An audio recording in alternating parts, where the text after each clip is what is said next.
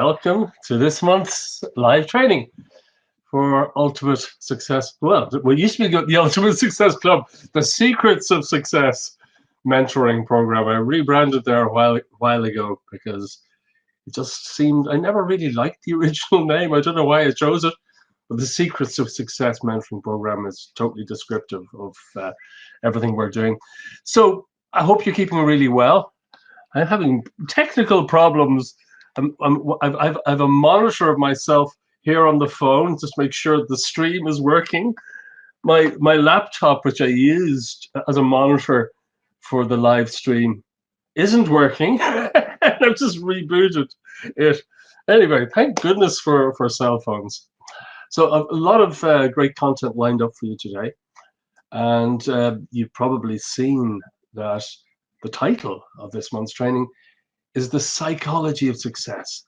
The psychology of success. Now, a lot of people think that success is a result of working really hard, slaving away for years.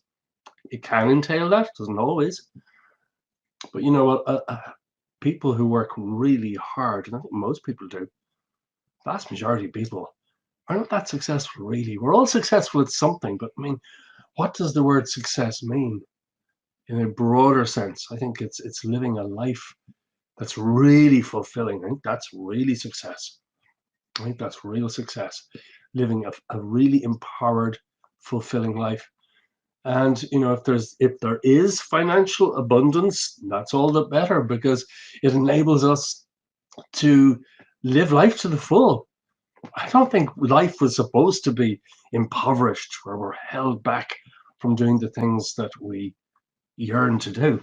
And it's a really sad fact, a really sad reality,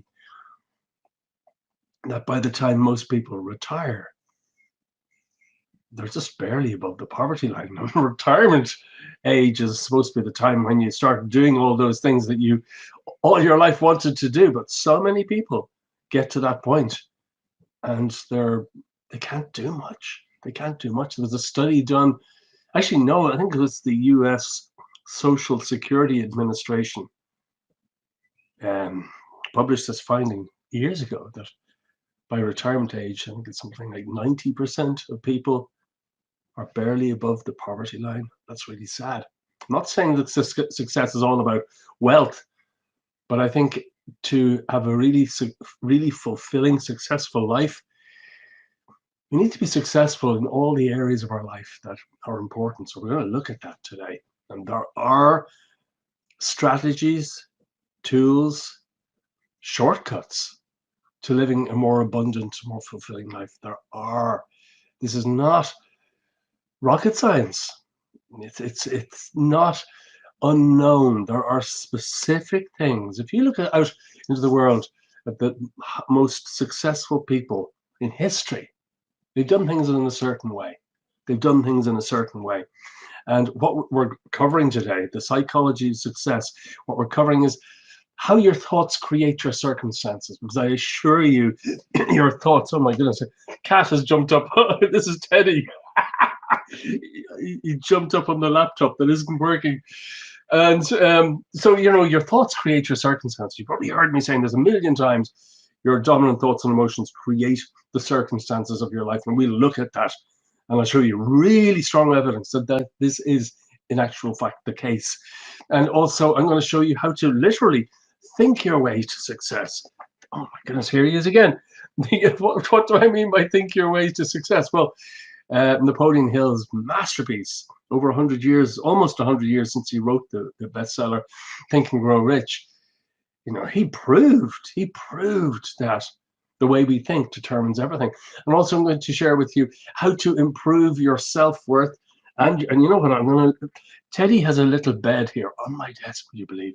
And seeing as the laptop is not working, I'm going to move that. I'm going to let him sleep on his little bed there. There's the offensive laptop. I've just closed it up. So Teddy gets to sit, to curl up on my office. He has an office desk bed. Can you imagine how many cats are that? Okay, so what we're covering today, how your thoughts create your circumstances, how to think your way to success, how to improve your self-worth and your earning potential, because I assure you, your earning potential is directly related to your self-worth. Might be a bit of shock, but this is fact.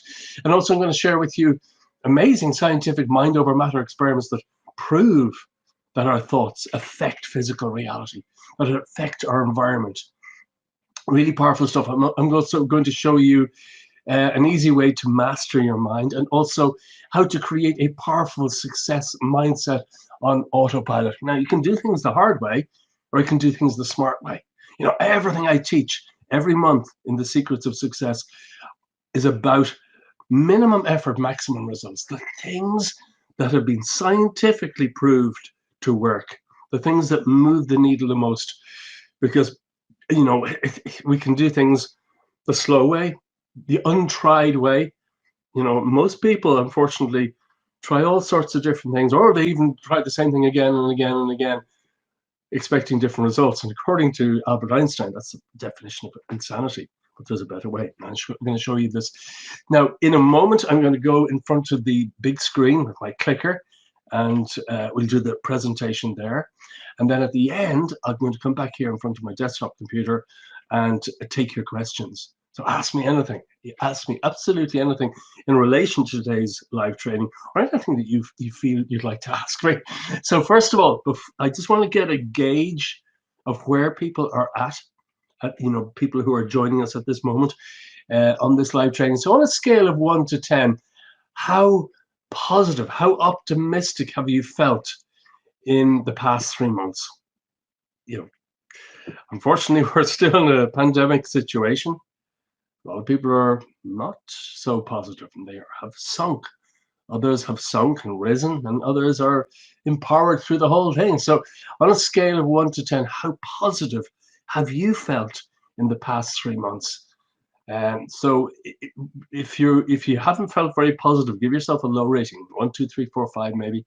But if you felt, you know, pretty empowered, pretty positive, give yourself a high rating, 7, 8, 9, 10. I'm just going to look in the chat box to see people's responses. A 9, wow, that's a good one. 7, 4, okay. 3, 7, 9 again. Okay, there's lots of different numbers there. So it would appear that, you know, a lot of different experiences of life right now, because even though the situation that we're living in right now, the age we're living in right now is kind of a bit crazy, there's a lot of good stuff that we can extract from the situation. I think isn't the Chinese character for opportunity, or for setback, also means opportunity, or the character for difficulty also can mean opportunity. So we'll look at that. So in today's session, I'm going to help you to master your psychology, so you can take action that give you the very best results. So I'll say this. So as I said, this is all about positive mindset and literally success psychology. There is a psychology to success. Highly successful people think differently to most people, and that is what gets them ahead faster. So as I say, I'm going to blank out this camera. I'm going to go over to the main screen with my clicker, and I'm going to do a presentation over there. But 1 second, I just need to hide a few things. I need to hide that. I also need to hide the thing up in the top right there. The logo. Is it gone? Yes, it is. Yes, it is. Perfect. So I'm just going to, as I say, blank out this screen. Just bear with me. Bear with me. I will not be gone. It's going to be blank screen and silence, just literally for 3 or 4 seconds while I lunge over there with my clicker and take it there. So switching cameras. 1 second. That's 1 second. Hi everybody, and welcome to this month's Secrets of Success Mentoring Program live training. And I got a ton of content lined up for you today, stuff that can really improve your life and help you to get ahead faster and achieve your goals more easily. And the topic of today's session is the psychology of success. And as you will discover, if you're not already aware, everything starts with the way you think. Many people work so hard, but they don't achieve the things that they really want to achieve in life simply because of the way they think. As we will discover, how we think determines everything. You've probably heard me say this again and again and again. Our dominant thoughts and emotions create the circumstances of our life. Our dominant thoughts and emotions create what we can achieve in life. It creates our future. And we look into this in more detail and what science says about this, because it is true, as you will discover. So what did we cover last month? Because people are joining us every month and thinking, oh, this is interesting, maybe. What happened last month? And, you know, if you missed last month and you find that the topic is of interest, dive into the replay and you can watch all of this. So last month we looked at influence. It was all about the topic of becoming more influential, because if you want to achieve your life's biggest goals, you need to be more influential. The fact is, people who are not very influential find it hard to achieve a better life. So we looked at that. We discovered that influence is not the same as manipulation, not at all. And also we looked at how to become a person of great influence, and how to use influence to be more successful, and how to get greater support from others, and also how to deepen your friends and relationships. All of this is about becoming more sincere, more caring, more attentive. It's not about becoming a manipulator, quite the opposite. It's not using stealth tactics. It's becoming a better person, and how your environment and people reflect your inner change. Really powerful stuff, really life-changing stuff. And also how to become more, how to communicate more effectively, and how to gain more respect from others. As I say, all based on deep sincerity, but using psychological, what would you say, using a deeper understanding of human psychology. And I shared with you a really powerful way to prepare for any meetings or situations where you need to be more influential. And it's all about respecting the other person, understanding their needs, and framing things in a way where it's win-win. So it was a great session, really powerful stuff. Oh, and how to gain more trust from others, because when you are more trustworthy, when you are showing, what would you say, your own vulnerabilities, people are much more respectful and they trust you more. Trust is the core of everything here. So what will we cover today? Today is the psychology of success.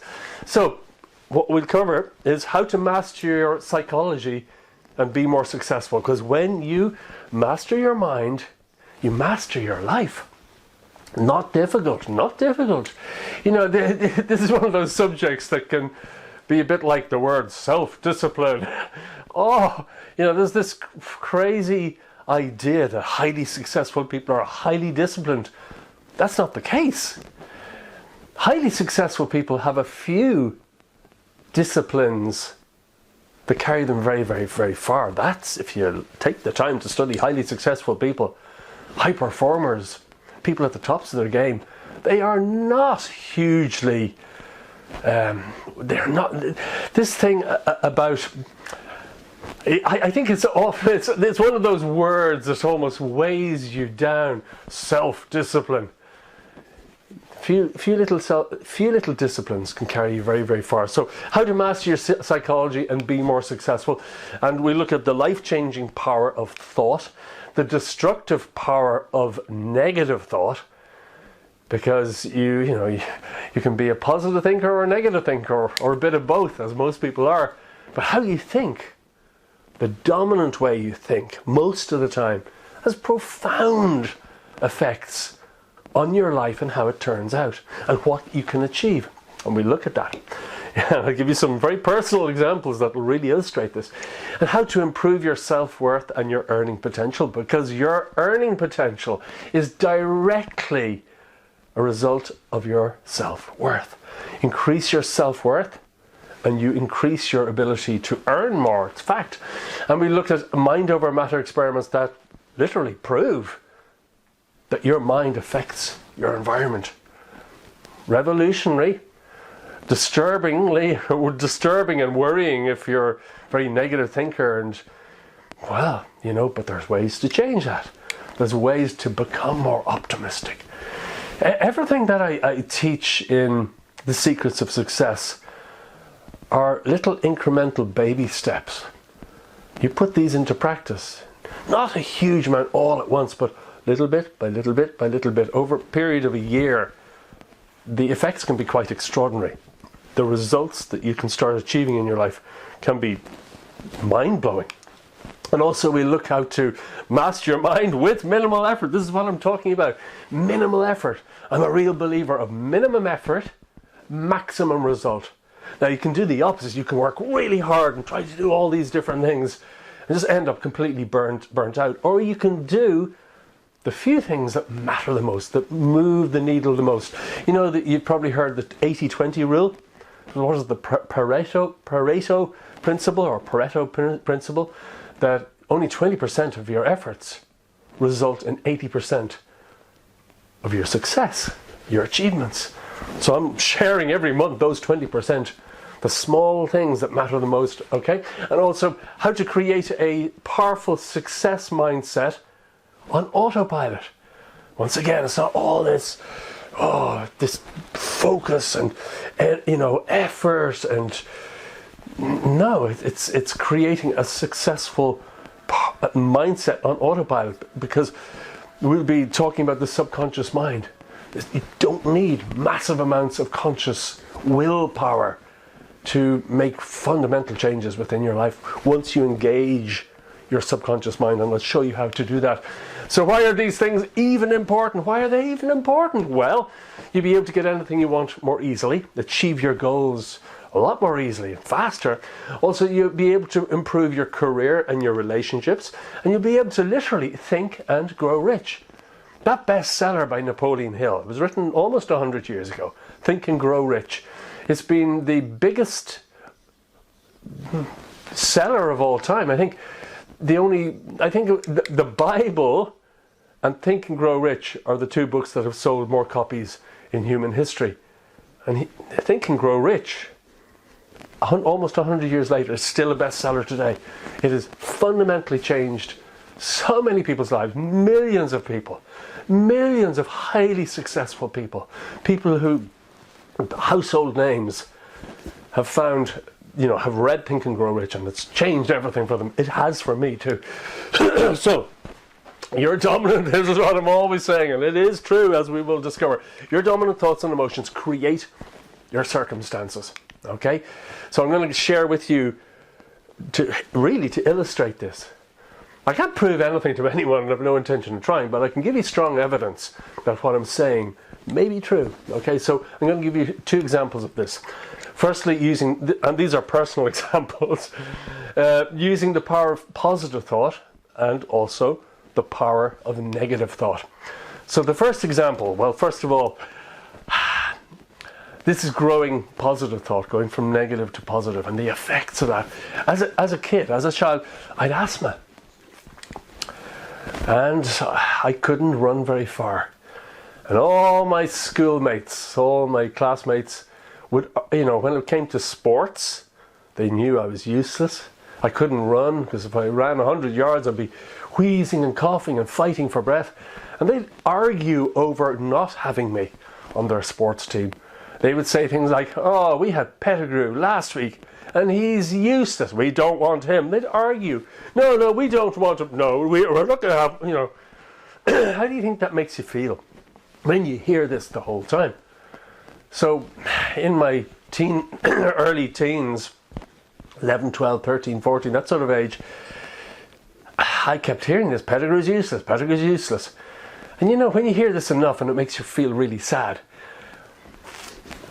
it affects your subconscious mind. You become useless. Not just at sports, but when you hear you're useless again and again and again. Because this is the language of the subconscious mind. Repetition and emotion. repetition and emotion. So if you keep thinking the same thought and there's emotion behind it, it has a profound effect on the subconscious mind. You're actually programming your subconscious mind to become that. Very painful. So naturally, as a young adult, I had very low self-worth, very low self-esteem. And you know what? I said it earlier. Your self-worth determines your earning potential. Because I had very low self-worth, I never had any money. Okay, so I remember I started a business in my early 20s, and like most businesses, most businesses struggle for the first 5 years. The people who start businesses are usually very inexperienced, and they have all these issues with self-worth and all. Most people do.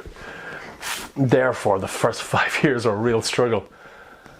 And for me, it was a financial roller coaster. Some weeks or some months there'd be, plenty of money. Other weeks or months there'd be nothing. I'd be barely feeding myself.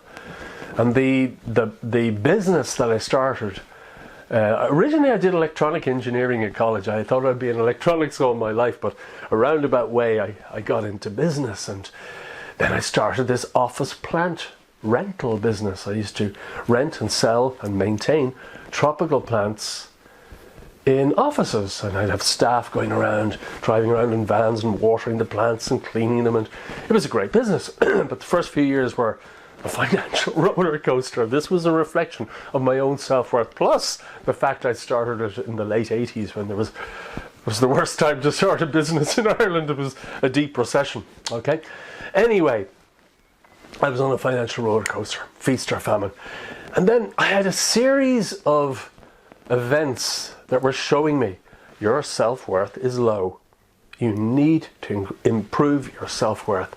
I remember one instance, and I'll just give you an example of how I used to denigrate myself. I was buying stuff I didn't need, didn't value. And you know what money is? It's an exchange of time and effort and energy. So if you're spending money on things you don't value or appreciate, you're just stamping on your own self-value. It's terrible. And I remember I went over to, I live in Ireland, and I flew over to the UK. I went to London to visit, to go to a seminar actually. And when I came back, my new CD player and all my CDs had been stolen, had been burgled. Somebody got into the house. I was sharing a house with a few people, and my CD player and CDs were stolen. So what did I do?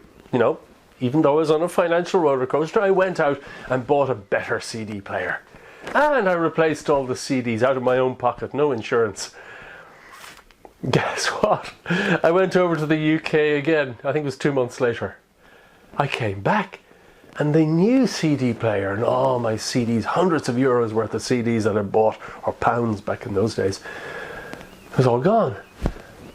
I thought, what? And you know what? I was buying all these CDs, not even listening to them, not really. I was just spending money on things that I didn't value or use.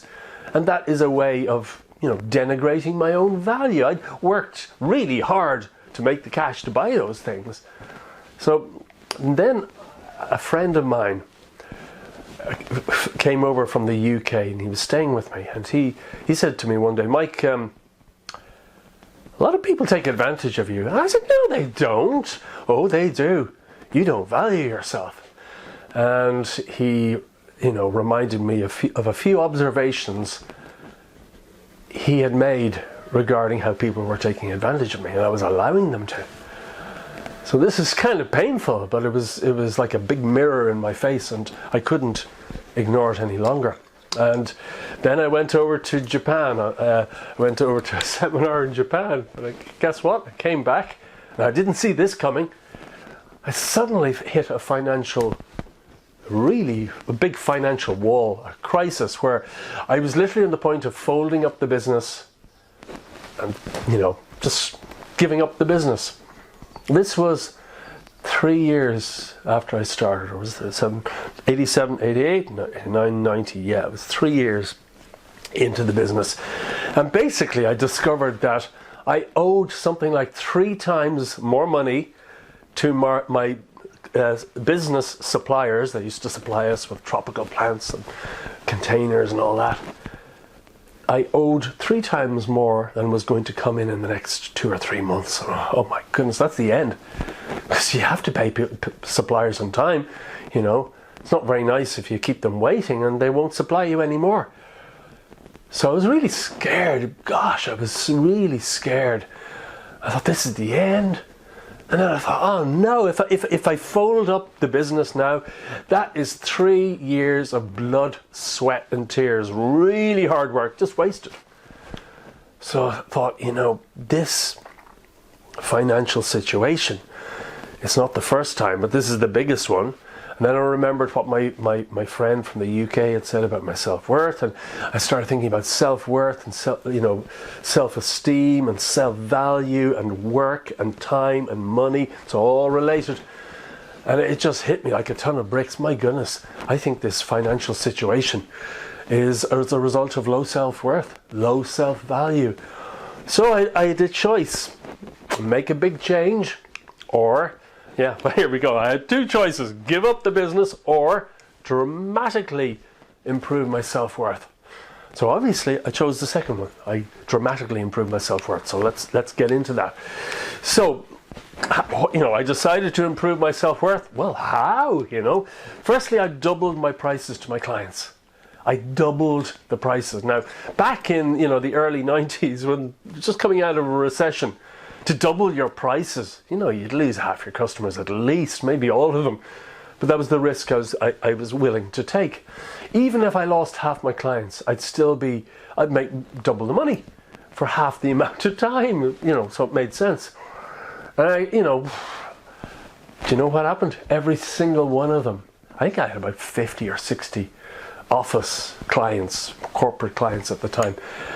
And every single one of them said yes. In fact, 2 of them said to my face, "Mike, we couldn't understand why you were charging us so little." And another one said, "We couldn't understand why you would never phone us looking for payment." So I doubled my prices. This was the beginnings of me valuing myself more, valuing my time, my energy, my efforts, and the service that my clients really valued, because it was an outstanding service.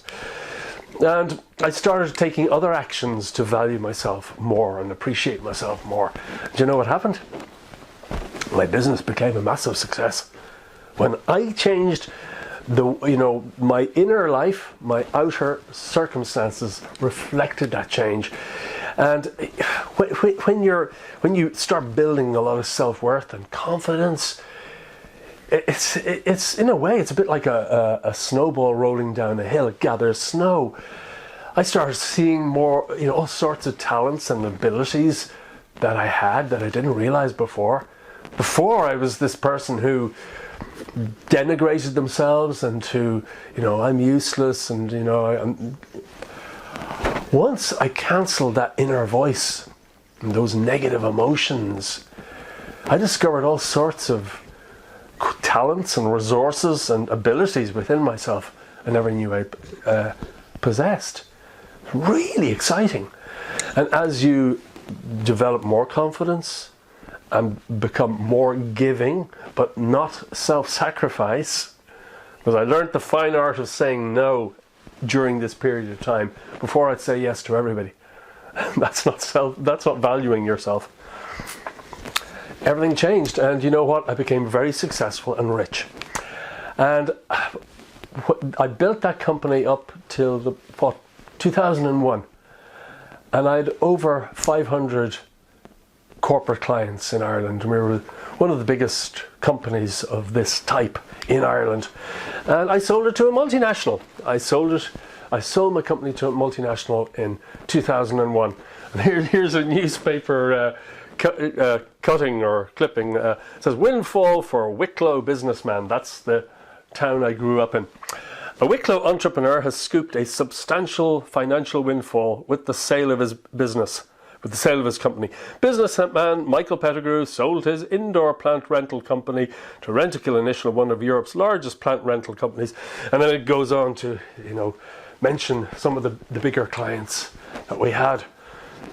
So this was all the results of creating a positive mindset instead of just settling for the mindset I had. When you change your inner life, your outer circumstances will reflect it. Okay, so that was creating a positive mindset. What about creating the opposite? I've had experiences with that as well. Oh my goodness. So this is example 2, the power of negative thought. Okay. Unfortunately, after selling my business, everything was great for a few years, for a couple of years. I thought I had enough money to, to retire. I was literally retired in my 30s. I thought I had enough to last a lifetime, to be honest. But you know what? I made some bad investments. I trusted the wrong people, and literally within a few years, very short period of time, I lost everything. I remember one year we lost €250,000. 1 year. And there were a few years like that. Terribly painful. It's extremely frightening. When you constantly experience loss, and more loss, it doesn't matter how much self-worth you've developed, how much confidence and self-esteem you've built. You think you get to a plateau and that's it. Oh, I'm empowered. No. That can all be eroded gradually. Okay? So you don't just reach a plateau. No. You have to guard your mindset at all times. But when you experience loss, huge loss, constantly, every bloody day, you'd be superhuman if you didn't gradually become negative and pessimistic and expect more bad stuff to happen. When you expect more bad stuff to happen, and that thought keeps going through your mind with emotion, negative emotion, it becomes reality. Very, very sad. So obviously I hated myself and berated myself for getting my little family into such a terrible situation. And the result is that everything got worse and worse and worse. It was a vicious circle that was being created through my mind and my emotions. And it got so bad, I had no money to feed my wife or our baby son who had just been born. Probably, I remember when he was born, oh yeah, wonderful joy that day, but it was all tainted by this petrifying fear. How am I going to support them? How am I going to be able to feed them? And a point arrived shortly after where I couldn't. I had no money left. And you might think, oh, why didn't you go, claim social welfare or social security, I think it is called in the US, where the government gives you money, a handout each week if you're unemployed. Couldn't do that because here in Ireland, to receive a social welfare payment from the government, you can't be a company director. You cannot draw social welfare weekly payments if you are a company director. Now, if I stopped being a company director, I'd literally be cutting my own legs off because I couldn't work for anyone. I've never worked for anyone. Well, once for a short while. So, that would be just disastrous. I had to turn things around. And I remember spending our last €10 in the entire world. And I can't tell you how frightening that is. Before that happened, the year before, we had nothing left. I would waken up every morning just shaking with fear. I'd waken up, oh no, not another day, I can't take this, not another day, please, no, not another day. And I'd drag myself out of bed, go to the toilet, go to the bathroom, and I feel violently ill. I would just sit on the toilet, literally my guts exploding. And that went on that was about 1.5 years of that sort of physical nausea every day. And fortunately, I've always meditated most of my life, and each day, even though the start of each day was just awful, by doing some meditation, it would pull me out of total despair to at least some level of strength. But it was, you know, it was so painful, especially when you can't feed your loved ones. And this was the power of negative thought. This was the power of negative thought. Repeated negative thought with emotion. When you have the same negative thought again and again and again, and there's powerful negative emotions behind it, it affects your subconscious mind in such a way where you get more of the same. Because as we will discover in a few minutes, your subconscious mind is the thing that creates all your successes and all your failures. And if you don't know how to influence your subconscious mind in a powerful, positive way, you'll forever be at its mercy and your conditioning. As we have all been conditioned from the time we're born. We'll get into that shortly. So, your dominant thoughts and emotions create your circumstances. I know this is fact from personal experience. So how did I change our circumstances? How did I change these negative thoughts and emotions? Well, I reached the point where I just couldn't take it anymore. I could not take it anymore. I literally, I don't know if I verbally screamed, or internally I screamed out to the universe, I will change. Show me what to do. I will do anything. Show me what to do. A prayer of desperation. Do you know what happened? Sometimes, you know, we have to build up so much emotional energy, and then we release that thought out into the universe, and something amazing happens, or something happens. Why do we have to wait and wait and wait and wait until things get really bad? Well, we don't. We can use the power of our thoughts and our emotions anytime we want to create amazing change. So that was my vow to the universe. I will change. Show me what to do. I'll do anything.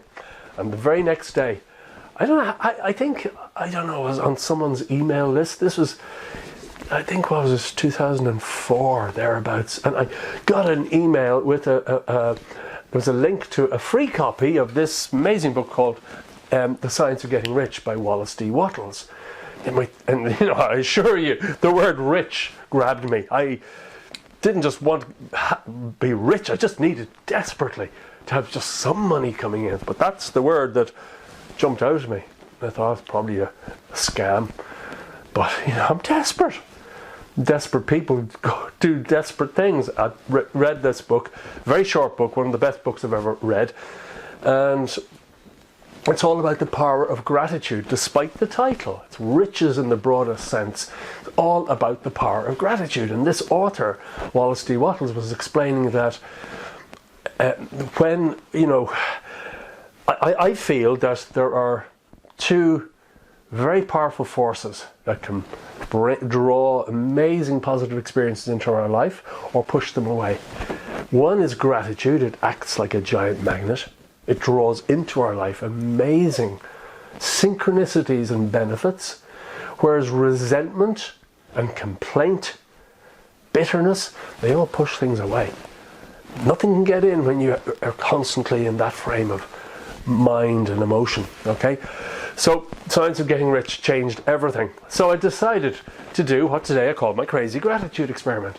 Oh, this thing about gratitude, wow. It was, you know, even 5 or 6 years before this experience, if you had ever asked me, you know, what do you think about gratitude? I would have said, oh, gratitude is amazing. But, you know, sometimes when you're bashed down gradually, you forget the most basic things. And this was a huge wake-up call. It was a huge reminder of this power that I had within me. And I realized fully, oh, so clearly, that our situation, the reason why it got worse was because of my dominant thoughts and emotions. I turned from being a really positive, optimistic person into a pessimist. And I desperately needed to change that quickly. So I decided to do what today I call my crazy gratitude experiment. I knew I had to change my dominant thoughts and emotions as quickly as possible if our circumstances were to have any chance of changing in a positive way. I had to replace my negative mindset with a positive mindset, almost idiotically positive, almost fooling myself into a positive mindset. So I decided to, this is what my crazy gratitude experiment consists of. Every 30 minutes of the day, I would bring up gratitude. And you think, how can you bring up gratitude when you're suffering so much? Well, you know what? We have this amazing resource within us. It's called our memory. If you look back over your life and you look for events where you felt so grateful or so, oh yes, you know, those events, we all have had at least one during our life. So for me, I would think about a time in the past where I had felt deep, deep gratitude. And I'd focus on that memory for a few minutes. And you know what? The gratitude of the original event would start bubbling up. I'd start feeling it again just by remembering what it felt like. And when you do this every 30 minutes of the day, now why every 30 minutes? Because I was desperate. I had to change my dominant thoughts and emotions as quickly as possible, as powerfully as possible. So when you do this every 30 minutes of the day, remembering a time in the past where you felt deep, sincere gratitude, you become pretty good at it. And at the end of just one day, at the end of the first day, I felt much lighter. Now, our circumstances hadn't changed at that point. Definitely not within a single day. But I changed. I just felt much lighter. I felt that I kind of started expecting good stuff to happen. And the next day, I do it again every 30 minutes of the day. Do you know what happened? The third day, massive coincidences started happening. Massive, that affect me to this day in an extraordinarily powerful way. One of these coincidences resulted in me starting a business a short time later that today is really successful. I got a phone call from an old competitor, and he told me something that changed my life. It was about a new form of advertising he had been testing, and I didn't even know what it was. Everything changed, not immediately, but once I changed, what came into my life changed, and coincidences were stacking on top of more coincidences and more coincidences, and it was just when you start experiencing all of these positive synchronicities, you start going from negative to positive in a very powerful way. As I say, it took time for our circumstances to change completely, but everything started, and in major ways, when I started doing this crazy gratitude experiment. So, in summary, what I'm saying here, as soon as I changed my mindset, our circumstances started to change. So, no matter what situation you may find yourself in right now, or in the future, this crazy gratitude experiment will change everything for you. Test it, okay? So, is it just me who thinks this about our dominant thoughts and emotions? Well, no, this is Mahatma Gandhi, and he said, "A man is but the product of his thoughts. What he thinks, he becomes." Absolute fact. And also, there's Winston Churchill. He said, I love this one. This is so true. "The pessimist sees the difficulty in every opportunity. An optimist sees the opportunity in every difficulty." You know, I've often shared an idea with someone, maybe a business idea or something wonderful, and so many people say, yeah, but this, yeah, but, you know, that opportunity, they just look for the reasons why it couldn't work. And I think we're all guilty of that to some extent. Some people very, very much so. Fortunately, I've grown a lot since those dark days, and over time I've very much moved from seeing the difficulty in every opportunity to actually seeing the opportunity in difficulties. I mean, I'm building a very big business over in the US right now, and we're experiencing certain difficulties. And some of the team are going, "Oh no," you know, who are inexperienced, are going, "Oh no, this is terrible." I think, no, this is great learning. Wow, we're discovering what doesn't work. And then I remember, it was just yesterday, I reminded this particular guy, look, Thomas Edison, the great inventor, 10,000 attempts before he invented the incandescent light bulb. He failed again and again and again. He learned all the ways that wouldn't work. And you know what? You keep persisting and you learn the ways that might work, and then you discover what does work. And that's the story of my life, really. You know, I don't fall, well, I do fall at the first hurdle, but I pick myself up and keep going. But very few people go on to the second hurdle and the third hurdle and keep going. And that is the hallmark of highly successful people. You look out in the world, out into the world, and you study the lives of highly successful people, as I've done myself, and you will find that persistence is a huge thing, and looking for the opportunity in every setback that happens, because there will always be setbacks. Okay, Churchill. This is W. Clement Stone, another remarkable guy. He said there is little difference in people, but that little difference makes a big difference. The little difference is attitude. The big difference is whether it is positive or negative. Love that. 1 second, I just need some water. To your very good health. So, a very brutally honest question. How is it for you? Are you positive most of the time? Or are you negative?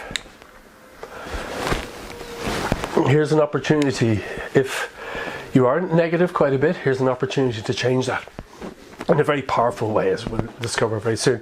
So, the power of positive thoughts. What does science say? Okay, these great people from history and these great books and my own personal experiences, you know, you might think we're all fooling ourselves and none of it's real. But what does science say? Because science is one of the best things we have today that can, you know, finds things that are provable, or at least if not provable, really strong evidence to say that it's real. So, first of all, this is fact. Sensitive experiments can be influenced by the mind. And this has been observed by scientific researchers all over the world for many years now. Sensitive experiments can be influenced by the mind. I'll just give you one example. Well, quantum discoveries in quantum physics have proved this, that the observer can affect the outcome of the experiment. I mean, that's amazing. And I remember hearing, a Russian scientist, is it Alexei or Alexander, is it Kozyrev? I can't remember the guy's name, but he did this experiment on whether thoughts could influence other people. And he had two people, one person in a dark room, completely pitch black, with very sensitive photographic equipment. And it was so sensitive it would pick up, you know, photons of light, even in pitch blackness, because the human body does give off photons. And he would get another person, several kilometers or miles away, to think of the person in the dark room and send them thoughts of hate, anger. And you know what would happen? The photographic equipment would literally record millions of photons leaving the body of the person in the dark room. It's like their energy was being sucked away from them. And then he got the person, and this was repeated many times with exactly the same results. He got the person to project thoughts and feelings of love, gratitude, healing, all positive emotions and feelings and intentions. And in such cases, the highly sensitive photographic equipment would literally capture, record, you know, millions of photons entering that person's body or energy field or whatever. Can't remember all the details of the experiment, but that's just one. There's thousands of experiments like this. And here's a guy called Dr. Masaru Emoto. He died some years ago, but he did these experiments with crystallizing water samples. And as you know, every snowflake or water crystal has a different shape.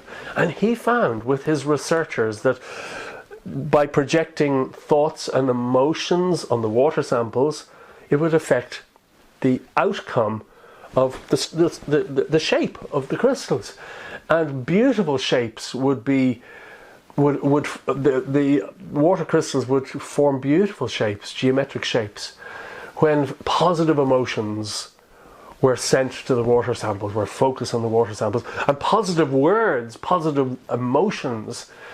But he also found the opposite. When feelings of anger and frustration and hatred, or words of anger and frustration and hatred and resentment and terribly stunted forms of crystallization would take place. So these experiments were repeated again and again and again, and in my view, this is authentic because of the experience. So many experiences I've had has proved this, and all the science that I've studied that has proved this. Okay, so that's Dr. Masaru Emoto and his water crystals experiment. This is Dr. Harry Oldfield. I knew Harry quite well. Sadly, he also passed away about a year ago, and he invented this. Well, he's made several inventions. He's been featured on the Discovery Channel several times, but one of his inventions he called the PIP scanner. Later on he renamed it as New Energy Vision, because I think there is another machine called the PIP scanner that's used in medicine. But anyway, PIP scanner, you stand in front of an ordinary, normal, regular video camera connected to a regular computer running a very special program, a very special software that maps the minute reflections from the physical body of a person or an animal. And his hypothesis was that because he also studied Eastern medicine and have several, I think some of his doctorates were in Eastern medicine, acupuncture, and I think also he was a biophysicist. I can't remember all his credentials, but there you go. But he, Eastern science, Eastern medicine recognizes that human beings have this energy field.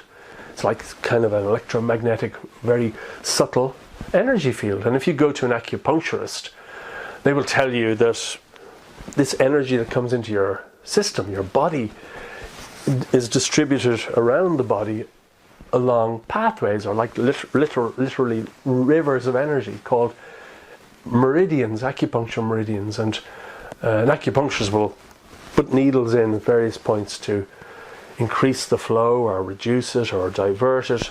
Just like, a stream, you can put things in the stream to divert the water flow if it's not flowing in the right way. But Dr. Harry Oldfield had this hypothesis that if human beings really do have an energy field, then surely there must be some sort of substance to it that could be shown up with with a video camera, pure white light, and a software program that maps these minute reflections of light. And it turns out that his invention, the PIP scanner, worked, and I have one. And basically you can see the movements of energy around the human body, and surrounding the human body you can project energy from one person to another, and you can see the movement of energy going from one person to the other. You can show a before and after. If you do an acupuncture or any form of healing session, you can show the patient the before and after results in real time. This is a recording right now, but you can see all this in real time. You can see the movement of energy. Absolutely amazing. And I remember years ago I was at this. I was just demonstrating this. This is back in 2002 maybe, and I went to this. Kind of alternative medicine fair, and I was demonstrating this PIP scanner, and there was an acupuncturist at the stand next to me, and I said, have you ever seen an acupuncture meridian? He said, of course not. He said, but I can find them and I can treat them. I said, I know you can. Come over here, take a look. And I rolled up my sleeve and put my arm in front of the video camera, and he could not believe his eyes. He was hopping up and down with excitement. He said, oh my goodness, I never thought this was possible. So this is a real machine. This is, in fact, I know before Harry passed away that they were being used in hospitals in India and China. So I mean, this has made its way into, well, if you go to India or China, Western medicine is alternative medicine. They have the perfect blending of Eastern medicine and Western medicine. Very, very effective. Okay, so power of positive thoughts, it's real. Okay, so I mentioned the subconscious mind at the beginning because how our subconscious mind operates is really important. Our dominant thoughts and our dominant emotions affect our subconscious mind profoundly. And your subconscious mind, it's made up of about 95% of your entire mind. Your conscious thinking mind right now is a very small part of you, very small part of you, but that's the part of you that you identify with as being your mind. But your subconscious mind, it controls all your automated bodily functions. I mean, you don't need to will your heartbeat to beat or your lungs to breathe or blood to flow through your veins and arteries. No. Subconscious mind takes care of all of that. If it didn't, we'd be in big trouble. So another thing about the subconscious mind, and this is amazing. Your subconscious mind files, catalogues, and records all your experiences. All your experiences. So, if you can somehow tap into this subconscious mind that you have, surely you should be able to recall any memory that you've completely forgotten. Well, it turns out that you can, using, for example, hypnosis. Hypnosis is simply a way of getting you into a relaxed, focused, alert, not asleep, alert state where you can tap into your subconscious mind and recall memories.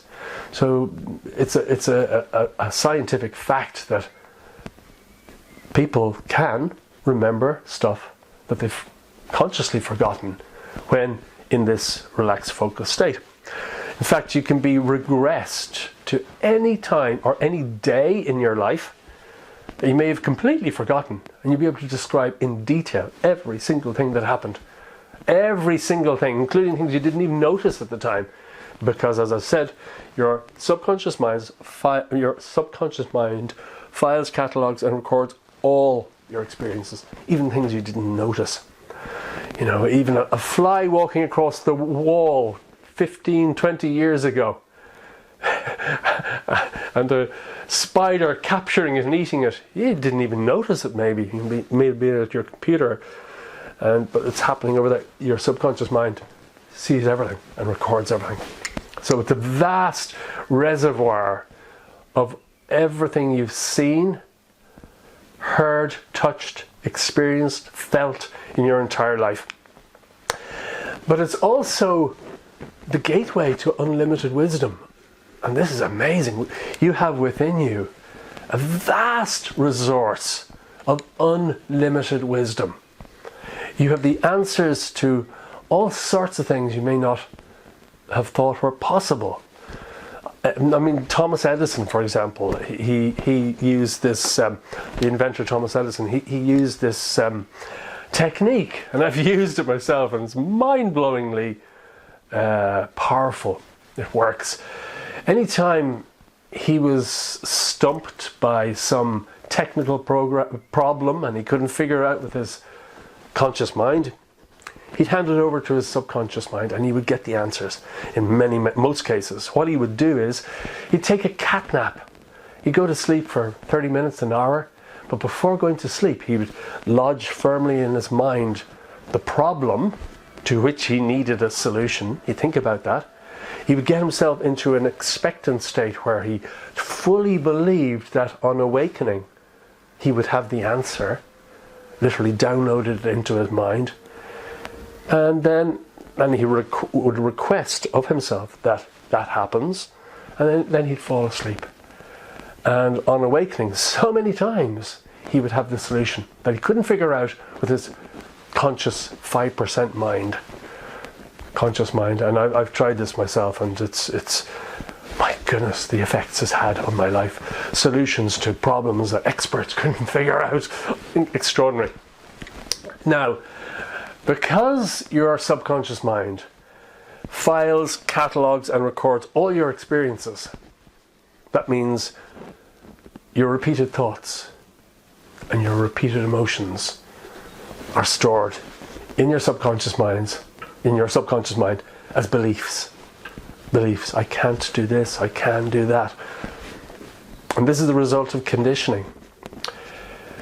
We've all been conditioned from the time we're born. We've all been told what we can do and can't do and shouldn't expect to achieve and can't achieve. And it happens from the moment we're born. We see and hear our parents saying things to us and saying things to other people. And whenever there's emotion present, it becomes a belief, because repeated thought plus emotion becomes a belief. And your beliefs then determine your actions, and your actions determine your results. Change your thoughts and emotions and you change the results you can achieve in your life. It's as simple as that. So this conditioning, it's not just parents, it's our brothers and sisters, our classmates at school, our teachers, what we hear on the radio, what we hear on TV, governments, religions, you name it. We're all being told what to think and what to believe and what to expect and what not to expect, and you're capable of this and not capable of that, or you're beautiful, you're ugly, awful stuff. And by the time most people reach their mid-teens, early 20s, they've so much conditioning about what's possible and what's impossible. It's a wonder they can achieve anything. And you know what? Your subconscious beliefs determine what you can achieve in life. So even if you think you can achieve something, but subconsciously you've got so much conditioning that there are beliefs within you, strong beliefs, that is not possible, your subconscious beliefs will always win out, unless you do something about it.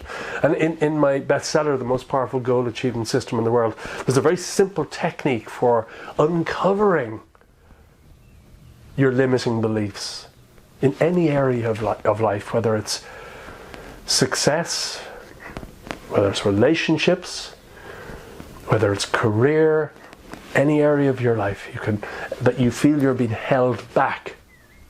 There's a very simple technique to become aware very quickly of your limiting beliefs in that area and cancel them. Very simple way, very, very simple way. So that's the power of conditioning, unfortunately. Here we go. Consciously you want, but subconsciously you don't. Your subconscious beliefs determine everything. Okay. And your subconscious mind really does create the circumstances of your life. But you know what? The language of the subconscious is repetition and emotion. Repetition and emotion. If you think the same thought, or hear the same thing, or you say the same thing again and again and again, and there's emotion behind it, your subconscious mind records that literally as a program. And those programs can be strengthened, enhanced. And, if you're constantly feeding your mind with negative thoughts and negative emotions, that will become your reality. It's like a groove on a record. On one of the old LPs, and they become stronger.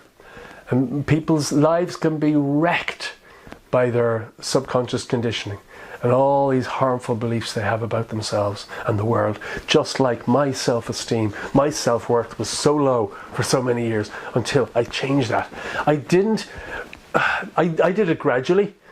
There are much faster ways of reprogramming your subconscious mind using, for example, affirmations or self-hypnosis. Lots of different ways of doing this, very effective ways. Anyway, your subconscious mind can be influenced. This is what I'm saying. And you can reprogram your mind for success, for a much better, much more fulfilling life. You can work your ass off and make very little progress, or you can start using your subconscious mind to do all the work. You give it very simple, clear, specific instructions, and it changes the whole fabric of your life. And most people don't know this. And when you're using your subconscious mind, it's literally creating new habits that work for you on autopilot. So I'm going to go into this a little bit further. I'm going to give you a couple of techniques that will really help you. And we're going into the high performance coaching part of today's session. So what is high performance? I need some water actually. Into your health again and your positive mindset and great happiness. Okay, so high performance means excelling and succeeding above and beyond standard norms consistently over the long term. Consistently.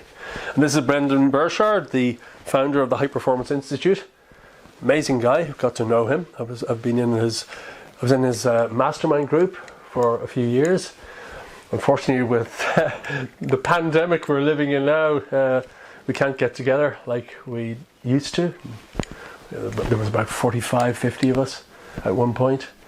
And he's the founder of the High Performance Institute. He's also the most influential personal development trainer in history.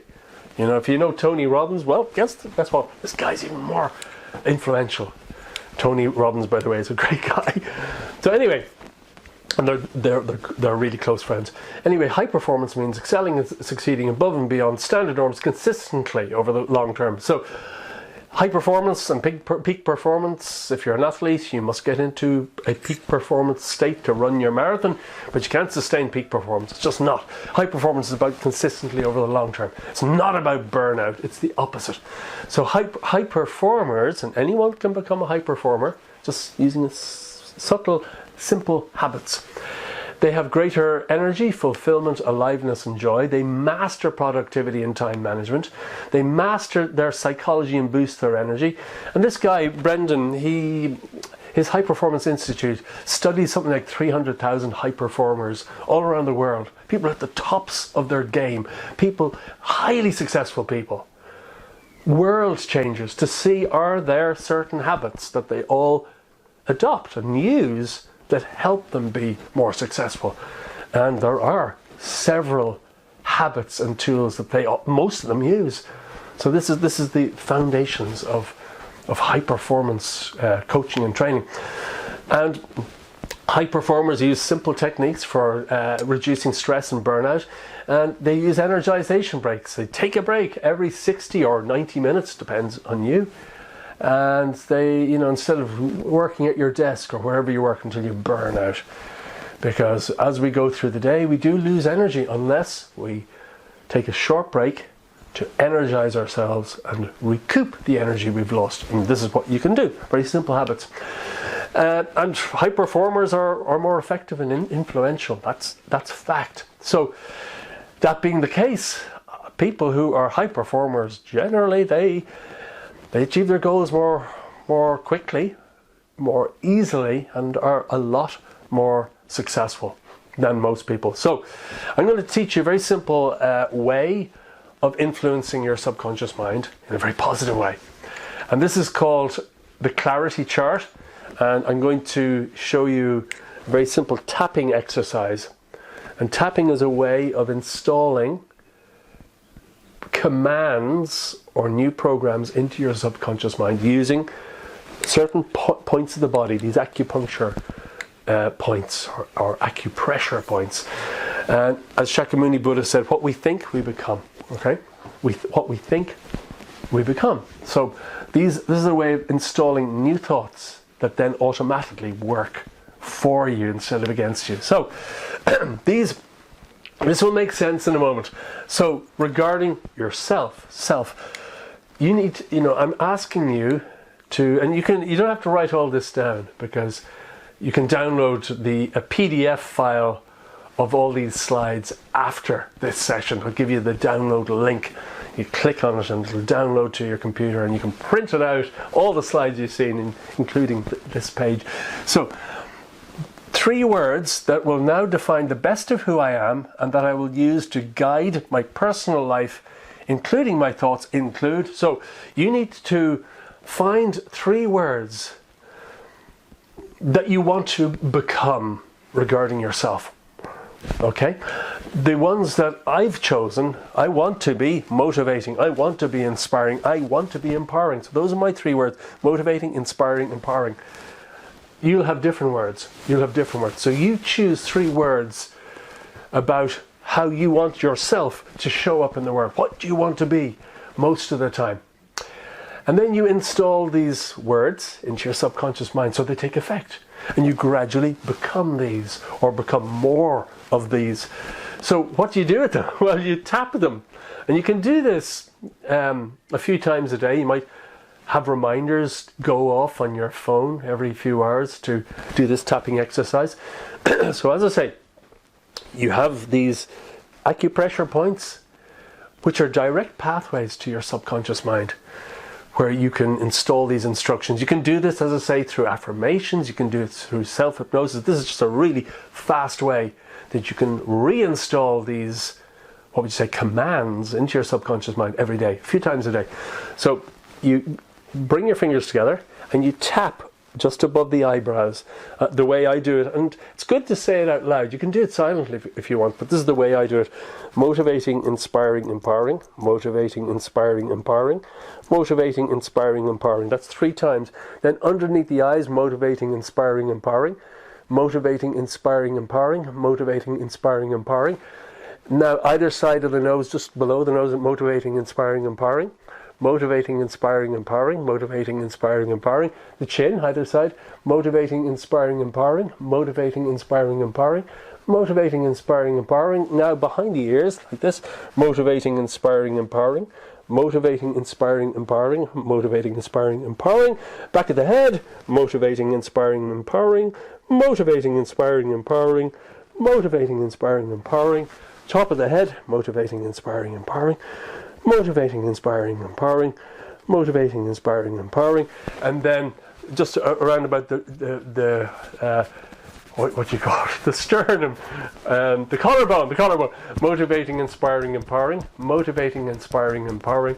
Motivating, inspiring, empowering. Now, that's only going to take, I don't know, less than a minute once you know how to do it. But you've now given your subconscious mind instructions that you want to show up in the world as being motivating, inspiring, and empowering. That's what I want. That's what I want to become, and I'm hoping I'm succeeding with that. So that's 3 words that will now define the best of who I am, and that I will use to guide my personal life, including my thoughts. Include, you choose your own. Next one is, how do you want to have your interactions with other people? These are really important, these areas of life. So the 3 words that will now define and guide how I will engage and treat others whom I meet in life, including my loved ones and strangers, include the ones I've selected, the ones that I want to be: caring, attentive, and appreciative.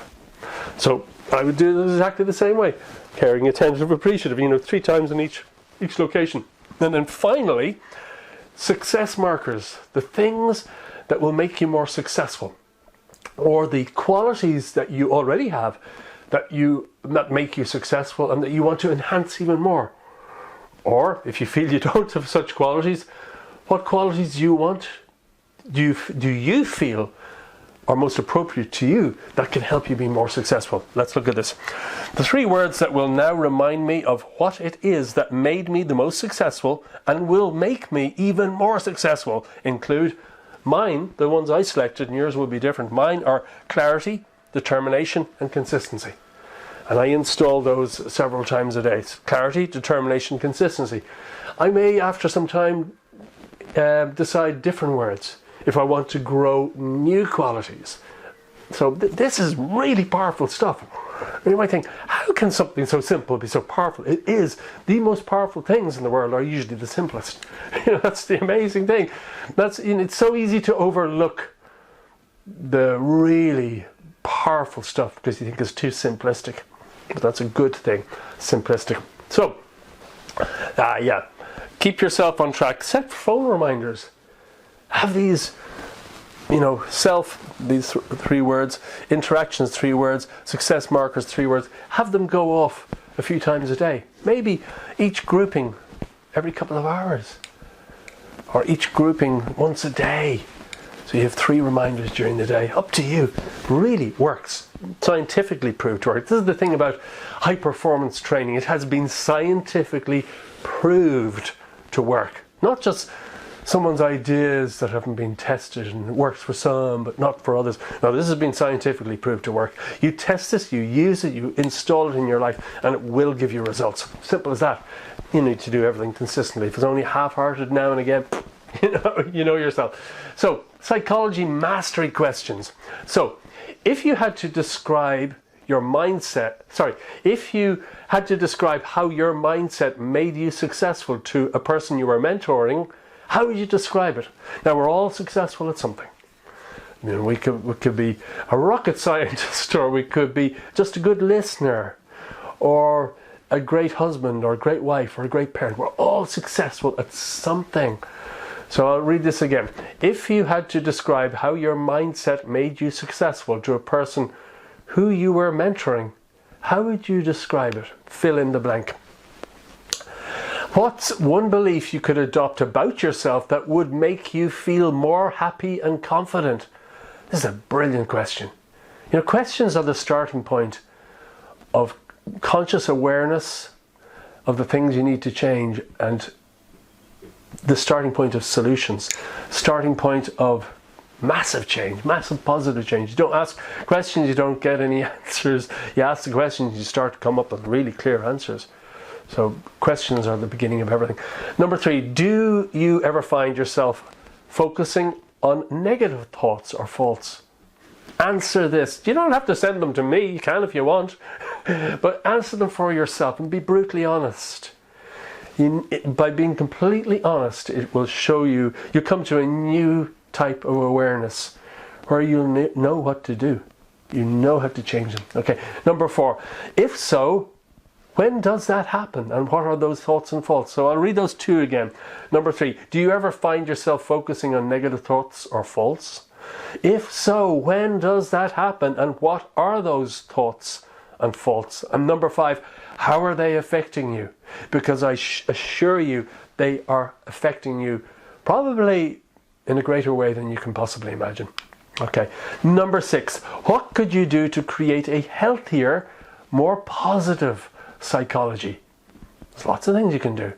By golly, you can. And number 7, how could you make that a habit? I'm going to read those last 2 again. What could you do to create a healthier, more positive psychology? And how could you make that a habit?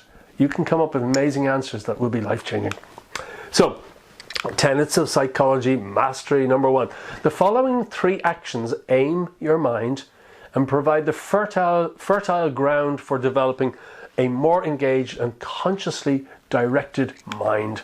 Number 1, focus on and live from your strengths, not your limitations. You know, the fact is, in the last 50 years in the field of psychology, psychology has taught us to focus almost exclusively on what is wrong with us, our maladies and disorders. That's why so many people end up going to shrinks for years, you know. Many of us focus more on our limitations and problems than what makes us strong and limitless. So if you're to start focusing on what makes you strong and limitless, that changes everything. Rapid change. It's time to re-engage and focus on what makes you remarkable. Focus on the positive, you get more positive. Focus on the negative, you just rehash the same old negative and become more negative. Number 1, my weaknesses and limitations that I've overly focused on include, honestly, fill in the blank. My top 5 strengths in life include, fill in the blank. Number 3, if I lived from these top strengths more often and with greater focus, these things would change in my life. Wow, fill in that blank. That's dynamite. You're tapping into your own inner wisdom to come up with amazing solutions. Spend a bit of time in this. This is amazing stuff. Number 4, the way I'm going to remind myself of my strengths and live from them more often is, fill in the blank. Come up with a strategy to do this. It really is dynamite. Tenets of psychology mastery. Number 2. Use the power of questions to direct your mind. We've been asking a lot of questions here. So use the power of questions to direct your mind. Okay, questions aim our focus. That's why we ask them in this. Questions aim our focus. Most people don't know this, but most people do know this, but still ask themselves disempowering questions when chasing their dreams or interacting with others. Let's direct the power of your mind by choosing 5 questions you could ask yourself every day to elevate your mood and life experience. Wow, what a powerful tool. So the 5 questions I could ask myself every single day that would put me in a positive mood and direct my focus for the day positively are: number 1, fill in the blank. Number 2, fill in the blank. Number 3, fill in the blank. Number 4, fill in the blank. And number 5, fill in the blank. You can definitely come up with questions that can direct your mind in a positive way. You can definitely, and this is, as I say, life-changing stuff. So the way I'm going to remind myself of these 5 questions every day is to possibly put them in your phone to pop up to you. You might have a different method that could be equally good or even better. Okay, so tenets of psychology mastery number 3. Control your RWID. Now what the heck is that? It's relative weight of importance and duration. Okay, so let's explain. RWID stands for relative weight of importance and duration, and the concept explains that for any given thought we have in our minds, we assign it a level of importance. For example, we pay attention to it or we don't. We assign emotion to it or we don't. And we focus on it for a given amount of time. That's the duration, okay? So the more importance we give a thought and the longer we focus on it with importance, the more real it becomes in our minds and the more our unconscious or our subconscious repeats the thought to us, okay? The good news is we can wield control over this process and choose to give empowering thoughts more importance and longer duration of contemplation. This is rewriting your subconscious programming. So, number 1, the thoughts that deserve more importance on my mental dashboard each day include: fill in the blank. Number 2, the next time I spend too much time giving trivial or disempowering thoughts too much weight and time, I'm going to immediately fill in the blank, come up with an idea, something that you can do. This is really mind-blowing stuff, life-changing stuff. So, we're at the end. Spend a bit of time on that because it really is powerful. It really is a way of using your subconscious mind in a very simple way to create massive change. Massive change. You know, when I was improving my self-worth, it took time. It took time for that change to take effect because I didn't know about these things way back in the early 1990s. Some of these things, but not that much. I knew about the subconscious, but I didn't know how to control it and affect it and influence it. This is really powerful stuff that enables you to do that really simply. And when you start using your subconscious mind to create what you want rather than what you don't want, everything changes. What was once impossible suddenly becomes possible. So I hope this has helped you. The replay will be available. You can watch it on your computer. I'll send a link out later today or probably tomorrow actually. So if there's any part that you found particularly interesting, I want to check that out again, go to that section and watch that section. But as I say, you can download all the slides, which are a summary. But it's only a summary. The slides don't go into as great depth as obviously the live training. So, what did we cover today? How to master your psychology and be more successful, the life-changing power of positive thought, the destructive power of negative thought, how to improve your self-worth and your earning potential, because one determines the other. Your self-worth determines your earning potential. And also, I shared with you mind over matter experiments and what science is saying about the power of the mind affecting physical matter and events. How to master your mind with minimal effort. That's the key here. Minimal effort, maximum result. And I also showed you how to create a powerful success mindset on Autopilot. So, recommended resources. First of all, The Science of Getting Rich by Wallace D. Wattles, the book that changed my life, all about gratitude, that I based my crazy gratitude experiment on, which changed everything for me. Started all those positive coincidences happening again. Changed my life totally. Then The Hidden Messages in Water by Dr. Masaru Emoto. And The Dark Side of the Brain by Dr. Harry Oldfield, the guy who invented the PIP scanner and many other amazing inventions. And High Performance Habits by Brendan Burchard. And what's not up there is my own book, my own bestseller, The Most Powerful Goal Achievement System in the World. I also have another bestseller, which is called Unlock Gratitude Now, which is all about the power of gratitude. So maybe some of these might interest you. Those are the names of the books that I mentioned today in this live training. So it's over to you now. I'm going to go back in front of my desktop computer and the webcam. Unfortunately, the webcam quality isn't quite as good as this camera. This is a really, really good camera. Maybe you should get a better webcam. Maybe it's time for that. But anyway, it's time to ask me questions. Ask me anything about today's session, or anything that you think I might be able to help you with. This is your opportunity. And if you are watching the replay, you can go to my website and just send me a message. Ask me a question there, and I will get back to you. Okay? So, as I say, I'm going to go right over here. The camera will go blank. You'll hear shuffling noises, then the sound will disappear for a moment, and then my webcam will spring to life with the mic over there as well, the microphone over there. So, see you in a second. Don't go away.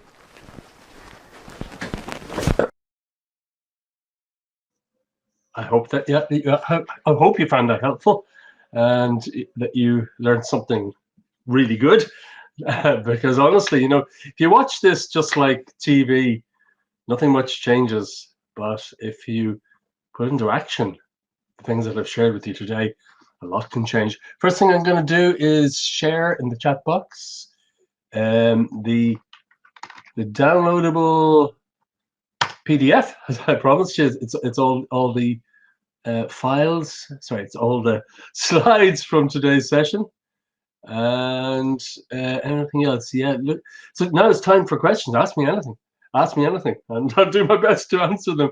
I'm actually seeing lots of questions coming in already. Thank you for your time and sharing your knowledge with us. Thank you. The Golden Monkeys, not sure who that is, but thanks so much. It's my pleasure. So the first question is from, actually, also I'm just going to also paste in the URL of my book. It's a bestseller on Amazon, and I'm going to put this in here because I forget to do that every time. Anyway, Monica says, really great questions. I need more time to think over the answers. Yeah, absolutely. Monica, the questions, and everyone, questions are the starting point for incredible change. Questions we ask ourselves, if we take the time to answer them honestly, we gain a very different perspective, a new perspective on what we need to change, what we need to alter. And it's usually not earth-shatteringly huge. It's usually very small adjustments add up over time to huge transformations. It's very easy to look at a goal or something that we'd love to achieve, and this stops most people, unfortunately. Particularly those who have big goals, they look at all the possibilities. What should I do? Should I do? And there are so many possibilities of actions that you can take towards achieving a goal. It's overwhelming. It's absolutely overwhelming. But you know what? Just taking one baby step forwards. Do you know what happens? The next stepping stone appears. You take a baby step forwards onto that stepping stone, and another one appears. And this is how some of the world's greatest goals are achieved. Just bit by bit by bit by bit. So, goal achievement does not have to be overwhelming. So, first question is from Claire. Just 1 second. Anyone over there? I'm seeing questions coming in from several locations because I broadcast the live training simultaneously on a few different platforms, YouTube and Facebook and a few other places. So there's a question here from, saying, oh, here, Frank. Hello, Frank. Excuse me. Sorry, I just need some water to your good health. Actually, you probably heard my phone ringing there going, "Bling." That was one of my reminders to do my tapping. Goes off at 6:35, 6:25 every day just before I finish work. And it reminds me to be caring, attentive, and appreciative. So, question from Frank. You explained how our subconscious mind is responsible for our successes and failures, and also how to use tapping to reprogram our thoughts and beliefs. What other methods would you recommend, particularly for overcoming limiting beliefs? This is, you know, vast majority of people don't achieve their goals because of the limiting beliefs. If it's not overwhelming enough, all the possible actions you can take, that stops so many people. It's just overwhelmed with possibility. But the other big one is limiting beliefs. Everybody carries these limiting beliefs, as I mentioned earlier. And unless you have a way to overcome those limiting beliefs, you're forever going to be held back by those limiting beliefs. Now, there is a section in the most powerful goal achievement system in the world where I show you how to root out and overcome limiting beliefs. And also, I think it was in February's live training. I think it was February's live training. I went into that same technique. Very simple, very effective. So, what other methods would you recommend, particularly for overcoming limiting beliefs? Yeah, it was definitely the February live training, and it's how to root out and overcome limiting beliefs. It's also in my book.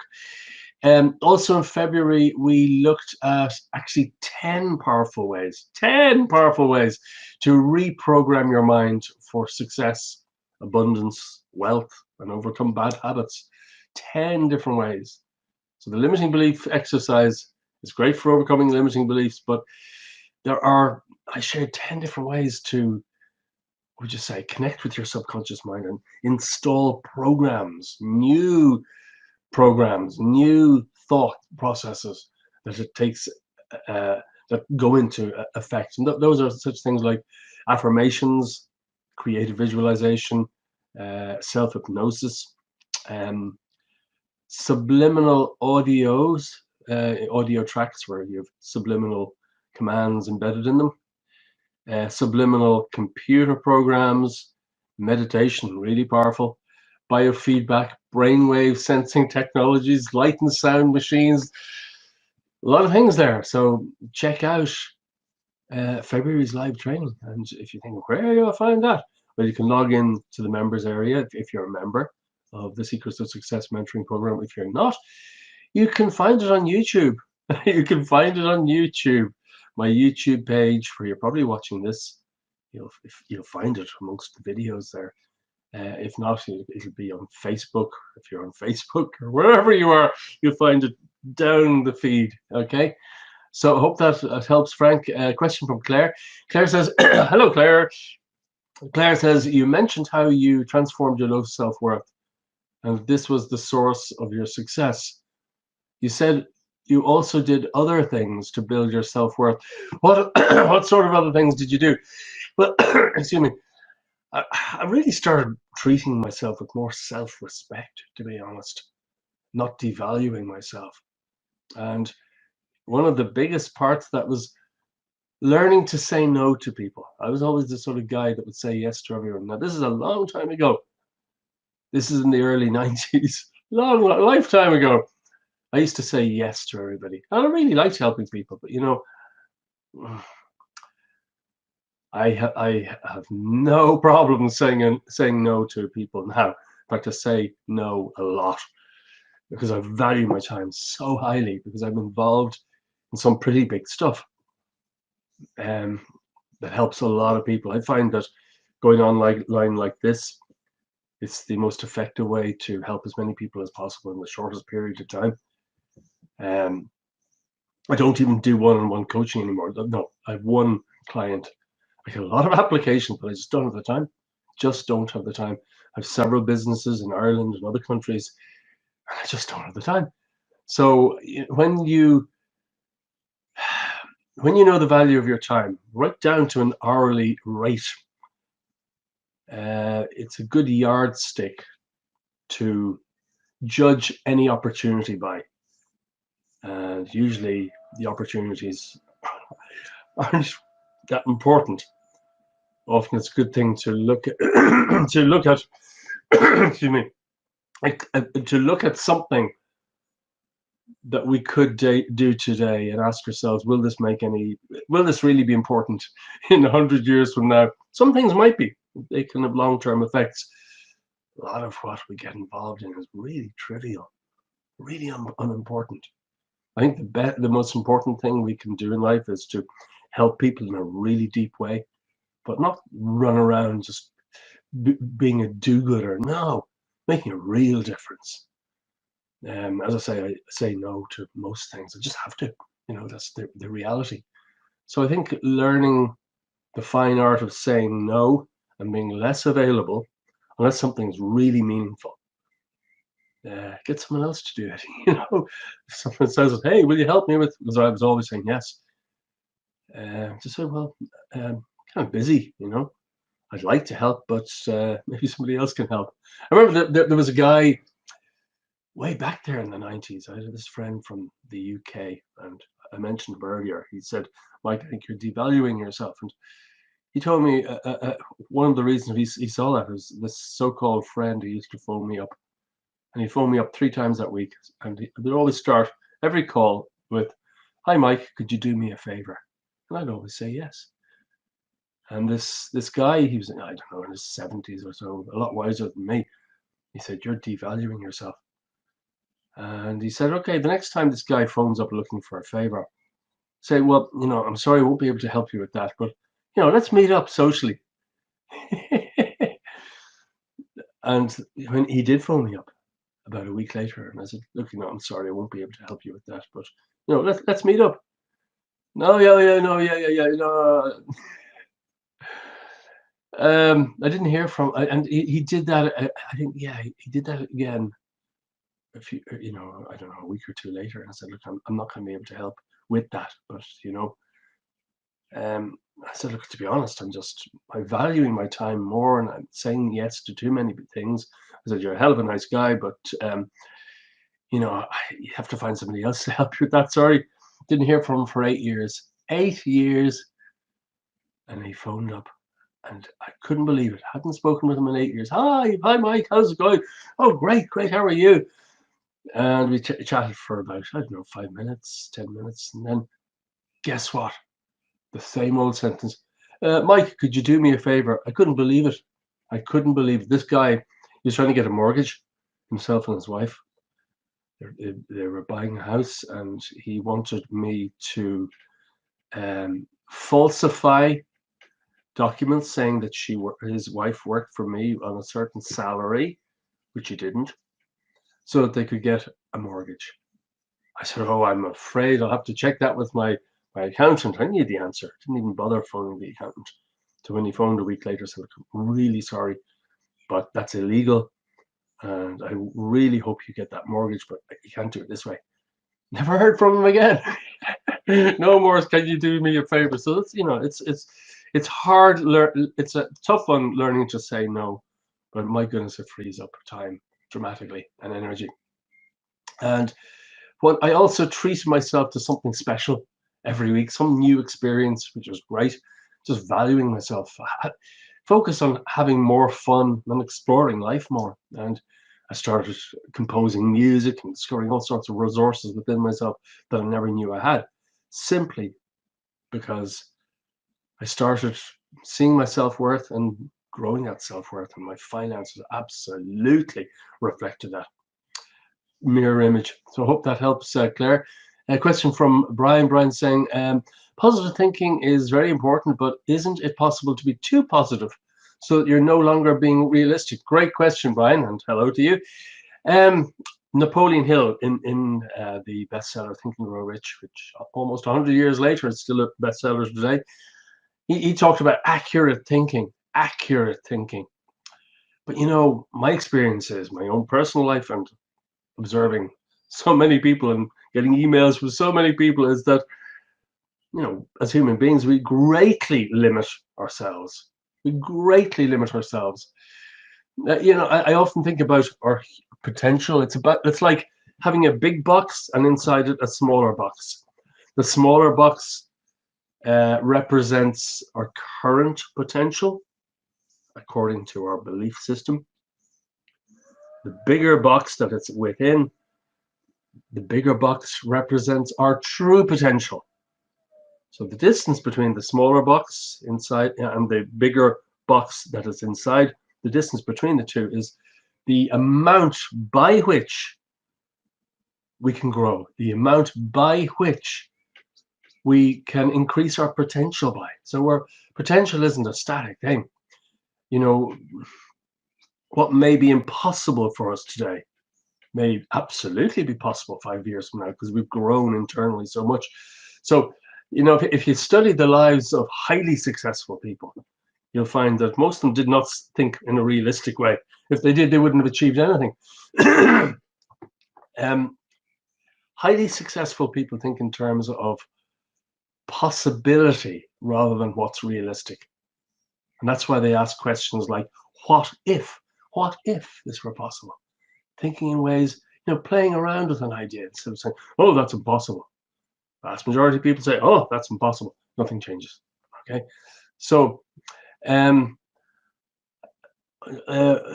just reading your question again, Brian. Positive thinking is very important, but isn't it possible to be too positive so you're no longer being realistic?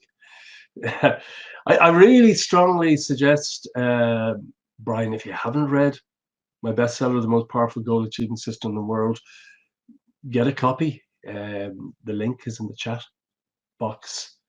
I think I don't know, the paperback version, I think it's something like $16 or so, but the Kindle version is only $1 because I want to get it in the hands of as many people as possible to help change lives. And it was on the first page of Personal Success Bestsellers for 3 years solid. Now, this is because it really works. People are getting enormous benefit from it. And any bestseller that gets onto the first page of Personal Success Bestsellers on Amazon might only be there for a week or two, but 3 years on that first page is quite something, because it works. Check out all the reviews. Anyway, so really what I'm saying here is that after some time we can set and achieve goals that right now may be completely unrealistic or even impossible. So nothing is impossible.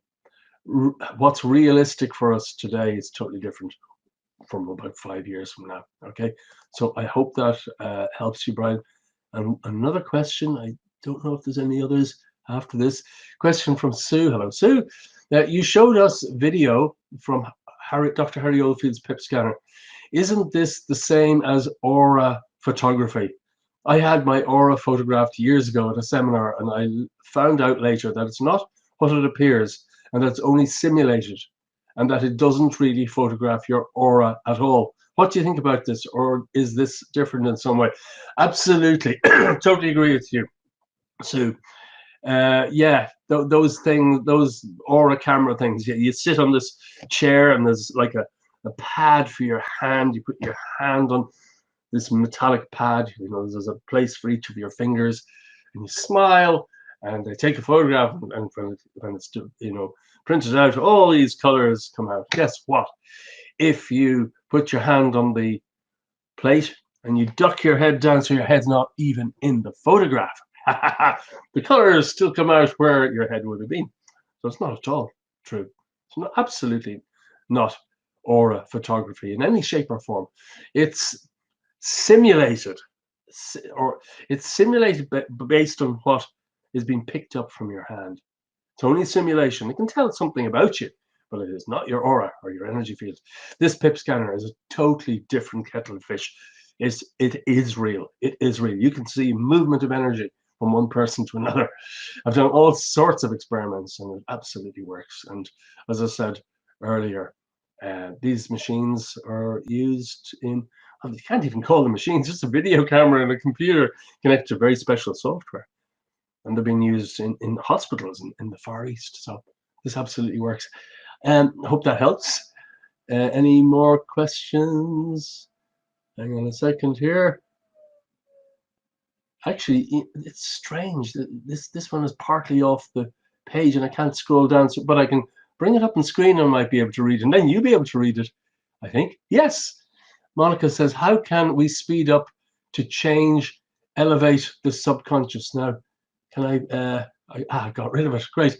How can we, well, to be honest, affirmations are an amazing way of reprogramming our subconscious mind. Affirmations are amazing. I did mention earlier that there were 10 different ways I shared in February's live training. And you can, as I say, scroll down the page and you can find that live training. And you can also download the PDF file for that. So I think that's it for now. I hope that's helped. Look forward to being with you again next month. Stay safe, stay well, and if you're not already clear on your dreams, your goals, what you want to achieve in life, get cracking. Get a piece of paper and a pen out and start brainstorming the things you'd love to achieve at some point in your life. Everything starts from that point. Thanks so much for joining me. I look forward to speaking with you again very soon. Bye-bye.